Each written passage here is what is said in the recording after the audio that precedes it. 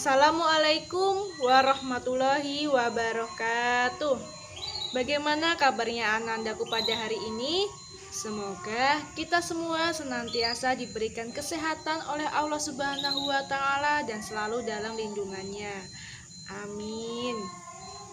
Sebelum memulai pembelajaran pada hari ini, marilah kita membaca basmalah bersama-sama. Baca basmalah.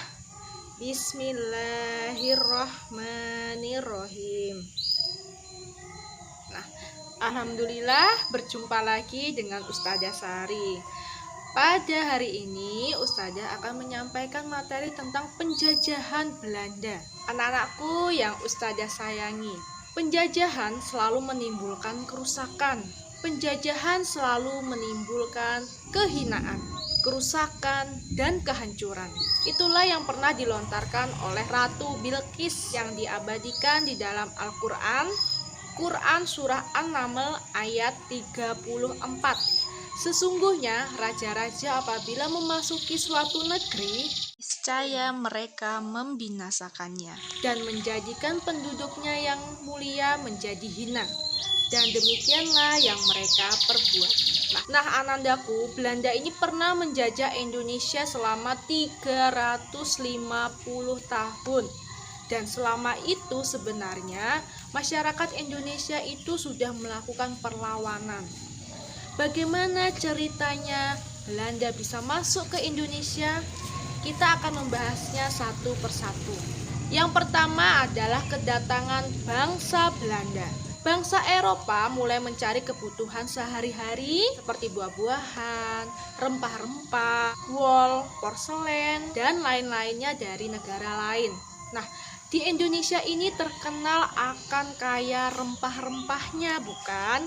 Rempah-rempah yang ada di Indonesia ini bisa digunakan sebagai penyedap makanan, obat-obatan, dan pengawet makanan.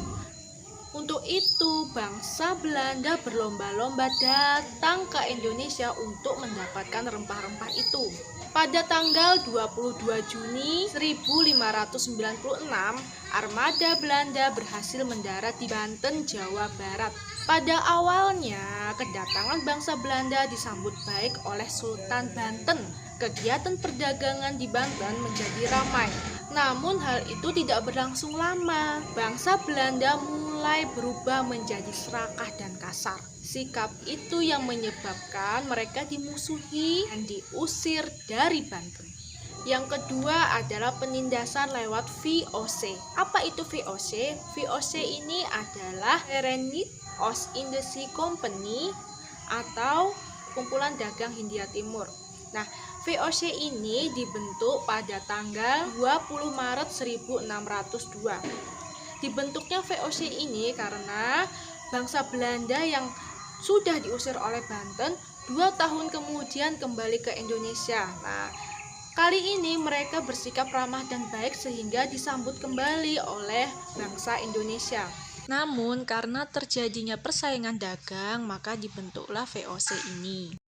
Mula-mula VOC ini hanya berdagang, akan tetapi lama-kelamaan VOC berusaha menguasai perdagangan atau monopoli. Untuk mewujudkan hal itu, VOC membentuk tentara, mencetak mata uang sendiri, dan mengadakan perjanjian dengan raja-raja setempat. Di Maluku, VOC bahkan melakukan pelayaran hongi atau melakukan patroli laut untuk mengawasi rakyat Maluku agar mereka tidak menjual rempah-rempahnya kepada pedagang lain. VOC mampu berdiri dalam waktu yang cukup lama. Namun, pada tanggal 31 Desember 1799, VOC akhirnya dibubarkan. Alasannya mengapa VOC dibubarkan adalah 1. Pejabat-pejabat VOC melakukan korupsi dan hidup mewah. Yang kedua, VOC menanggung biaya perang yang sangat besar. Yang ketiga, mereka kalah bersaing dengan para pedagang Inggris dan Prancis. Yang keempat, para pegawai VOC ini melakukan perdagangan gelap atau ilegal. Yang ketiga adalah penindasan lewat kerja paksa, penarikan pajak, dan tanam paksa. pada tahun 1806, Napoleon Bonaparte berhasil menaklukkan Belanda. Napoleon ini mengubah bentuk negara Belanda dari kerajaan menjadi republik. Napoleon ini ingin memberantas penyelewengan dan korupsi serta mempertahankan Pulau Jawa dari Inggris. Ia mengangkat Herman Willem Daendels menjadi gubernur jenderal di Batavia. Untuk menahan serangan Inggris, Daendels ini melakukan 3 hal, yaitu 1. Nambah jumlah prajurit. Yang kedua, membangun pabrik senjata, kapal-kapal baru, dan pos-pos pertahanan. Yang ketiga, membangun jalan raya yang menghubungkan pos satu dengan pos yang lainnya. Nah, untuk membangun jalan raya ini, Daendels melakukan kerja paksa. Kerja paksa pada masa pemerintahan Belanda ini kita kenal dengan sebutan kerja rodi. Rakyat dipaksa untuk membangun jalan raya Anyer Panarukan sepanjang 1000 km tanpa diberikan upah. Pada tahun 1811, Daendels dipanggil kembali ke Belanda dan ia digantikan oleh Gubernur Jenderal Janssens. Saat itu, pasukan Inggris berhasil mengalahkan Belanda di daerah Tuntang, dekat Salatiga, Jawa Tengah. Gubernur Jenderal Janssens ini menandatangani perjanjian Tuntang. Isi perjanjian Tuntang ini adalah yang pertama, seluruh wilayah jajahan Belanda di Indonesia diserahkan kepada Inggris. Yang kedua, adanya sistem pajak atau sewa tanah. Yang ketiga, sistem kerja rodi dihapuskan. Yang keempat, diberlakukan sistem perbudakan. Inggris berkuasa di Indonesia selama 5 tahun, dari tahun 1811 sampai 1816. Pemerintah Inggris mengangkat Thomas Stamford Raffles menjadi gubernur jenderal di Indonesia dan ia memberlakukan sewa tanah yang disebut dengan Landrente. Pada tahun 1816, Inggris menyerahkan Indonesia kepada Belanda. Kemudian Belanda menunjuk Van der Capellen sebagai gubernur jenderal. Pada tahun 1830 ia digantikan oleh Van der Bos. Ia mendapat tugas isi kas Belanda yang kosong. Untuk mengisi kas negara Belanda yang kosong ini, ia memberlakukan sistem tanam paksa atau kulturstelsel. Van den Bos ini membuat aturan-aturan dalam tanam paksa. Apa saja?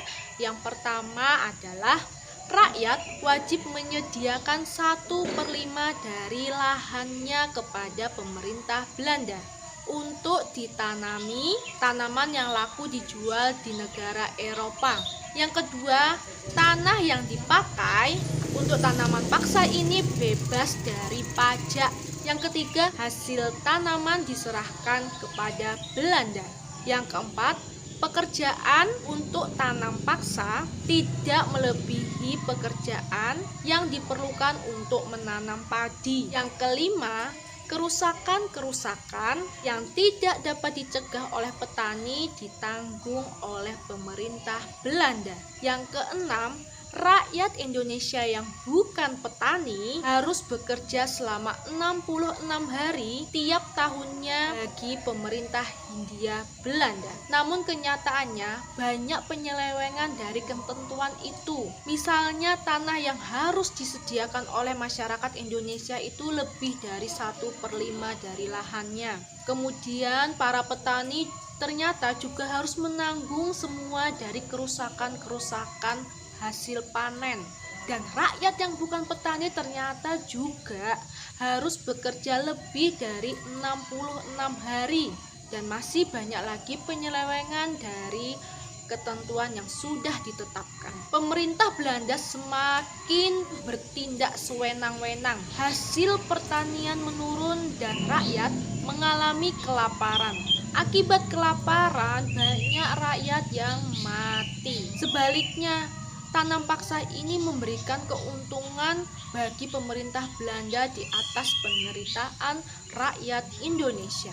Namun ternyata anak-anakku, masih ada orang Belanda yang peduli terhadap Indonesia. Di antaranya bernama Douwes Dekker. Ia mengecam tanam paksa melalui bukunya yang berjudul Max Havelaar dengan nama samaran Multatuli. Max Havelaar ini menceritakan tentang penderitaan rakyat Indonesia yang begitu luar biasa waktu dilaksanakannya tanam paksa. Buku Max Havelaar ini menggegerkan seluruh warga Belanda. Timbul perdebatan hebat tentang tanam paksa di negeri Belanda. Akhirnya, Parlemen Belanda memutuskan untuk menghapus tanam paksa secepatnya. Nah, itu tadi materi yang Ustazah sampaikan kepada kalian tentang penjajahan Belanda ini. Kemudian Indonesia ini juga melakukan perlawanan. Nah, perlawanan melawan Belanda ini akan Ustazah sampaikan pada pekan depan. Untuk memahami lebih dalam pembelajaran pada hari ini, Anandaku bisa membuka modul IPS-nya. Modul IPS pada halaman 120 sampai 123. Dibaca ya. Ustazah juga punya tugas untuk kalian. Tugasnya dikerjakan di buku tulis menggunakan pulpen, tulis nama dan tanggalnya. Dan ini dia tugasnya.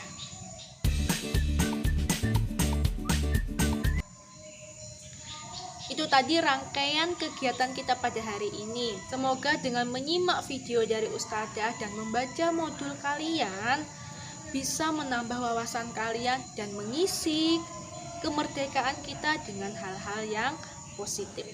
Kita akhiri pembelajaran kita pada hari ini dengan mengucapkan hamdalah. Alhamdulillahirabbil alamin. Salah hilafnya Ustazah mohon maaf.